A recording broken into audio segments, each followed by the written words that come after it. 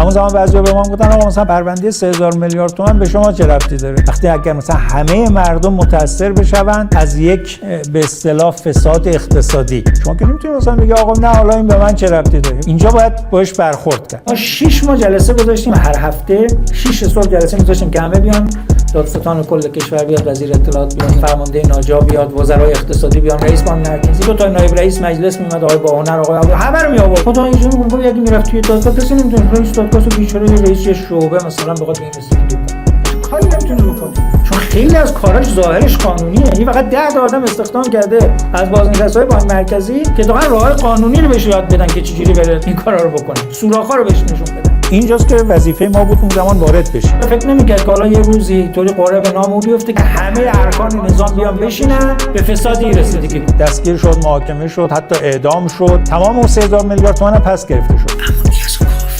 من همون زمان آقا چه تضمین وجوده؟ همین الان صدها مدل این نباشه، چون شما سیستم وقتی که سوراخه، خب ممکنه ده ها مورد این دیگه باشه. اینی که شما یه کاری بکنی که عمر جلوشو بگیری.